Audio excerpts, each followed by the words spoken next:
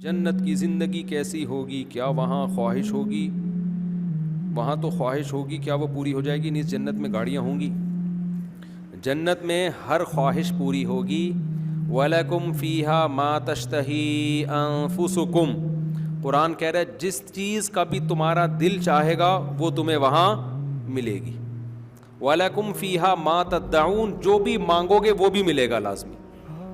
فَلَا تَعْلَمُ نَفْسٌ مَّا أُخْفِيَ لَهُم مِّن قُرَّةِ أَعْيُنٍ, اللہ فرماتے ہیں ہم نے اپنے نیک بندوں کے لیے جو گناہوں سے بچتے ہیں, زنا سے, شراب سے, نماز قضا کرنے سے, والدین کی نافرمانی سے, رشتہ داری توڑنے سے, سود کھانے سے, داڑھی کاٹنے سے, اور چوری کرنے سے, کسٹمر کو ٹھگنے سے, یہ جو برائیاں ہیں نا, جو لوگ بھی ان سے بچتے ہیں, مختلف جگہوں پر مختلف مضامین میں یہ آیت وارد ہوئی ہے, تو اللہ فرماتے ہیں ہم نے ان کی آنکھوں کی ٹھنڈک کا کیسا سامان چھپا کے رکھا ہے, یہ کسی کو خبر نہیں ہے.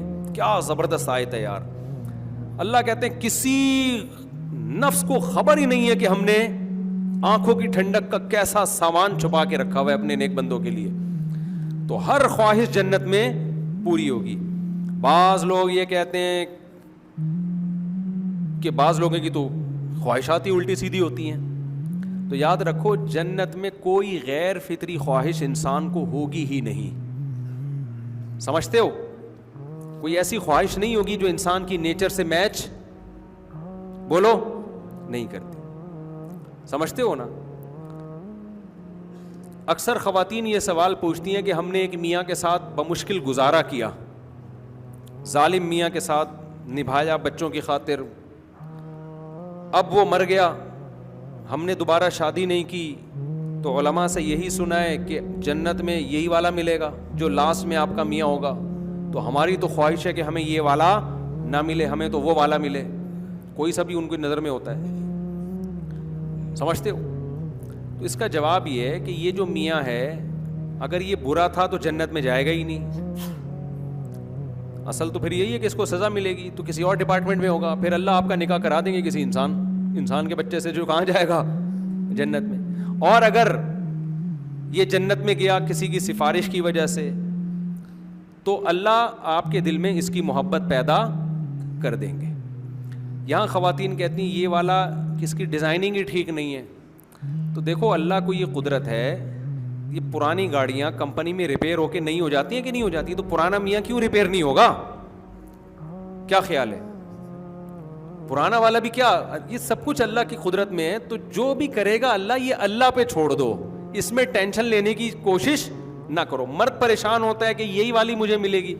ایک آدمی کی بیوی کی ڈیتھ ہوئی تو دفنا کے آ رہا تھا, بجلی کڑکی نہ, کہہ رہا ہے لگ رہا ہے پہنچ گئی ہے. وہاں جا کے بھی ایک دم اس نے تباہی مچا دی ہے. تو اب یہ والا چاہے گا کہ یہی والی ملے.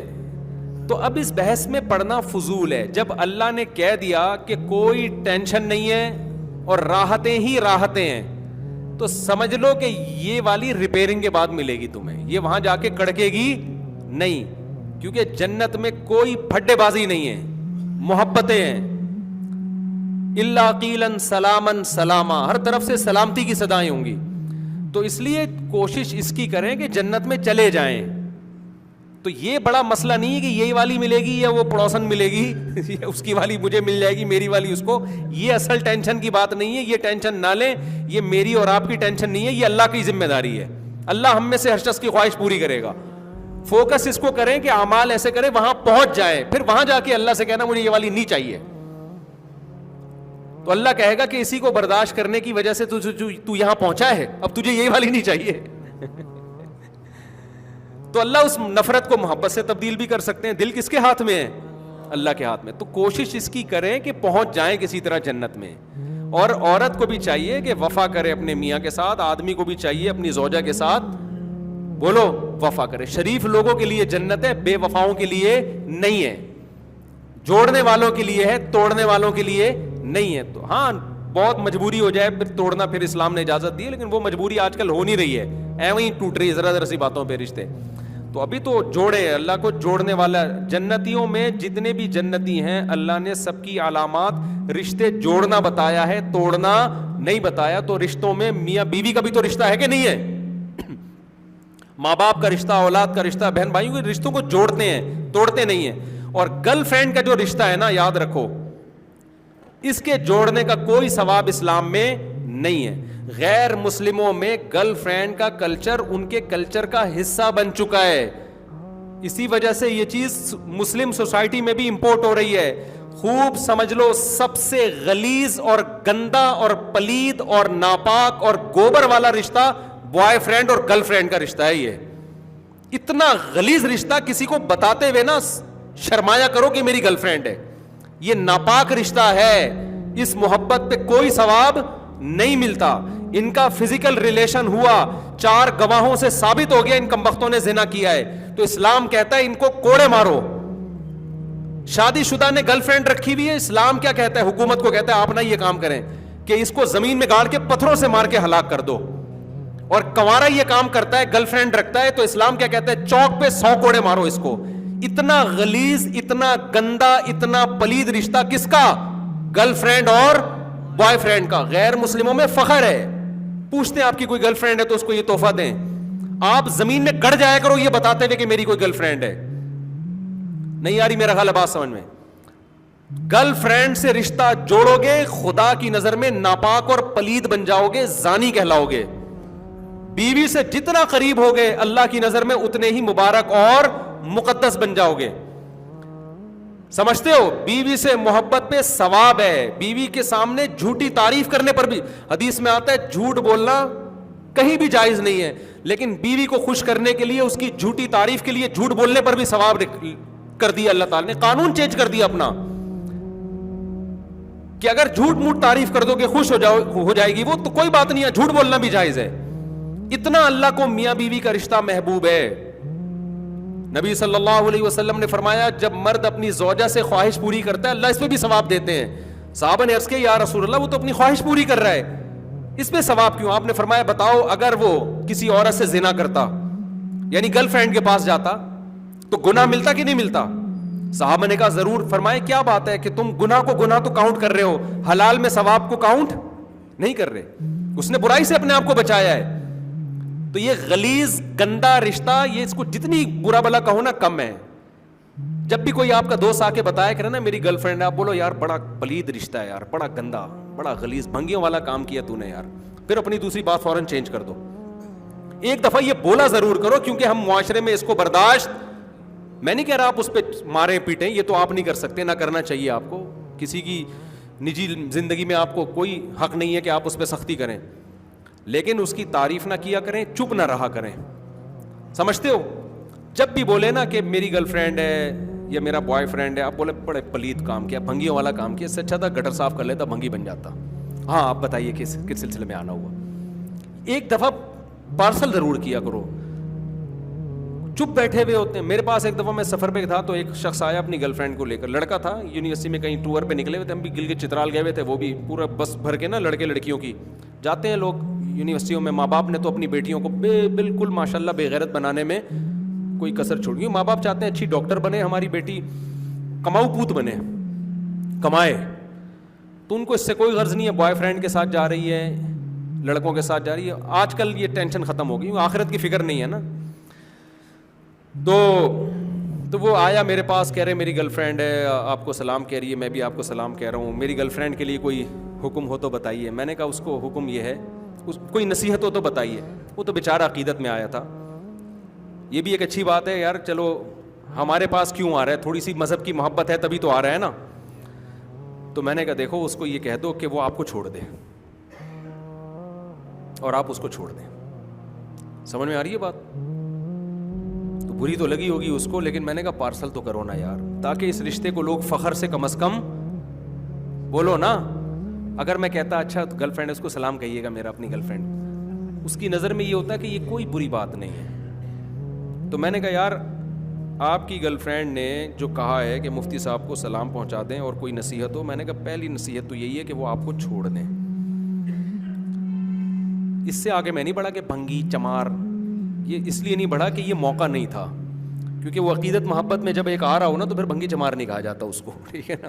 آپ کے تو عقیدت محبت میں نہیں, وہ ویسے ہی آ رہا ہے سلام دعا کے لیے, لیکن یہ بھنگیوں چماروں والا رشتہ ہے, یہ عزت داروں والا رشتہ بولو نہیں ہے. پھر مجھے بعد میں فوراً ایک دم بعض دفعہ ایمرجنسی میں کوئی بات ہوتی ہے نا, تو بعد میں مجھے خیال آیا کہ مجھے ایک جملہ ایڈ کر لینا چاہیے تھا کہ اگر اسی کے ساتھ رہنا ہے تو نکاح کر لو, اور آ جاؤ میں نکاح پڑھا دیتا ہوں یہیں پہ. ہمارے ساتھ اور بھی 2-3 علماء تھے, تو مجھے یہ خیال ہونا بعد میں خیال ہے کہ یار میں نے بڑا چانس مس کر دیا. میں ان سے کہتا, اس کی گرل فرینڈ سے بھی, اس کو بھی کہتا کہ اس پلید رشتے کو ایک جائز رشتے میں فوراً تبدیل کر لو, کوئی ٹینشن کی بات نہیں, ابھی دونوں آ جاؤ, گواہ بیٹھے ہوئے, ابھی نکاح پڑھا کے اس رشتے کو کیا کر دیتا ہوں, ایک جائز میاں بیوی بن جاؤ گے. اور رہنے کی نیت سے, اس نیت سے نہیں کہ گلگت سے واپسی کے ٹور پہ ہم نے کیا کرنا ہے, وہ اس نے عدالت سے خلع لینی اور اس نے طلاق دینی ہے, ایسا کچھ نہیں. رہ لو یار, کیا جا رہا ہے یار تمہارا, کتنا آسان ہے, ابھی بھی تو گھوم ہی رہے ہو نا, میاں بیوی بن کے گھومو, لائف کو انجوائے کرو اور رہنے کی نیت سے. لیکن وہ جب بات آئے گی اوڑے ایکچولی رخصتی کیسے ہوگی, ایکچولی ابھی ایجوکیشن اور ٹوپی ڈرامے بکواسات شروع ہو جائیں گے, فوراً ایک لمبی کہانی شروع ہو جائے گی. اور میں ایسی لڑکیوں کو جو بوائے فرینڈ کے ساتھ گلگت کے ٹور پہ نکلی ہوئی ہے, یہ بھی مشورہ نہیں دیتا کہ اپنی اماں سے پوچھو. اصولی طور پر تو لڑکی کو چاہیے شادی سے پہلے اپنے ماں باپ سے پوچھے. میں کبھی ایسی شادی نہیں کراتا کہ لڑکی کو میں باپ سے پوچھے بغیر اس کا کہیں نکاح پڑھا دوں. لیکن جب تو گھر سے نکل گئی ہے, یہاں ابا کو بتا کے ابا نے اس سے نہیں روکا, اس کا مطلب ابا شادی سے روکنے کا تو اب ابا نے حق اپنا خود ہی ختم کر دیا ہے. جب تم ایک بوائے فرینڈ کے ساتھ راتیں ہوٹل میں گزار رہی ہو, یہ کام ابا سے پوچھ کے کیا اس نے, کیا ہو گیا؟ تو اب میں اس کے ابا سے پوچھ کے اس کا نکاح کراؤں گا؟ تو میں تو کراؤں گا اس کا نکاح کہ بھائی یہ یہاں تک آ گئی, ابا آپ سے پوچھے بغیر, آپ روکتے تو رک نہیں سکتی تھی, یا آپ نے روکا ہی نہیں, اس کا مطلب آپ نے اس کو زنا کی اتھارٹی دے دی ہے, تو پھر میں اس کا آپ سے پوچھے بغیر نکاح پڑھاؤں گا. سمجھ میں آ رہی بات؟ پھر ابا کل کہیں گے نا کہ آپ نے ہمارا نکاح کیوں پڑھا, میں کہوں گا دونوں گھوم رہے تھے, راتیں گزار رہے تھے اکٹھے, اس برائی سے روکنے کے لیے ہم نے کیا کیا ہے, ان کا نکاح پڑھا دیا. کہیں گے آپ کون ہوتے ہو میری بیٹی کا نکاح پڑھانے والے؟ تو میں اس سے کہوں گا آپ اس بچی کے باپ بعد میں ہو, اس بچی کا حق پہلے اللہ سے کیا ہے, بولو نا, اللہ کا رشتہ پہلے مقدس ہے, اللہ اس برائی کو پسند نہیں کرتا. تو اللہ نے مجھے یہ اتھارٹی دی ہے کہ آپ کی ولایت نکاح کے معاملے میں اس پہ ساقط ہو چکی ہے, آپ اس کے ولی شادی بیاہ کے معاملے میں رہے نہیں ہو. سمجھتے ہو کہ نہیں سمجھتے؟ تو مجھے خدا نے اجازت دی ہے کہ میں ان کا نکاح پڑھا دوں آپ سے پوچھے بغیر, کیونکہ یہ کام کے لیے بھی تو ولی کی اجازت چاہیے تھی نا. تو ولی کے لیے جائز تھا اجازت دے دیتا کہ ابے نکاح کے لیے جب ولی کی اجازت ضروری ہے تو کیا بوائے فرینڈ بنانے کے لیے ضروری نہیں ہے, اور ولی کے لیے جائز ہے کہ اس کو اجازت دے. تو جس ولی نے اپنی بیٹی کو بوائے فرینڈ رکھنے کی اجازت دے دی ہے تو وہ اس کو شوہر بنانے سے کیسے روک سکتا ہے؟ نہیں آ رہی کھوپڑی میں تو جو چل رہے ہو چلتے رہو بیٹھ کے. بال اصل بات میں یہ کر رہا تھا, جب کوئی بتایا گا نا میری گرل فرینڈ ہے, تو بولا یار بڑا گندا بھنگیوں والا کام کیا, اور سنائیے کیسے آنا ہوا. آپ فوراً موضوع چینج کر دو, کیونکہ پھر وہ برسے گا آپ کے اوپر, تو کون ہوتا ہے مجھے روکنے والا. تو ایک دفعہ یہ پارسل کر دیا کرو تاکہ اس کو شاید اس کے ضمیر جاگ جائے کہ میں کوئی اچھا کام نہیں کر رہا, شاید اپریشیٹ نہ کیا کرو.